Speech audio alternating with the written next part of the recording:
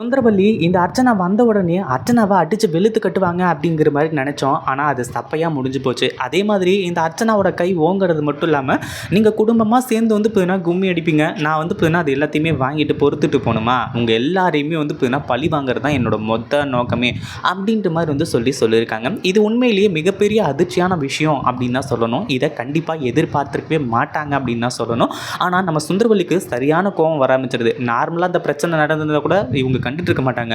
ஆனால் ஃபோனில் இந்த சுந்தரவல்லியை பற்றி ரொம்ப கேவலமாகவும் அசிங்கமாகவும் பேசினாங்க இல்லையா, அந்த ஒரு விஷயத்துலேயே இப்போ பயங்கரமான கோவத்தில் வந்து பார்த்தீங்கன்னா சுந்தரவல்லி இருந்தது மட்டும் இல்லாமல், அர்ச்சனா நீ எவ்வளோ தைரியம் தான் என்கிட்டயே நீ கேம் ஆடிருப்ப, நான் என்ன பண்ண போகிறேன்னு மட்டும் பாரு, நீ எந்த நந்தினியை வந்து பார்த்தீங்கன்னா என் புள்ளக்கிட்டேருந்து பிரித்து நீ அடையணும்னு நினச்சிக்கிட்டு இருக்கியோ அது இனிமேல் நடக்காது. நந்தினியும் சூர்யாவும் தான் வந்து பார்த்தீங்கன்னா ஒன்றா இருக்க போகிறாங்க அப்படின்னு சொல்லிட்டு இந்த அர்ச்சனாவுக்கு ஒரு மிகப்பெரிய அதிர்ச்சியை கொடுத்தாங்க. இதை பற்றி நீங்கள் என்ன நினைக்கிறீங்க?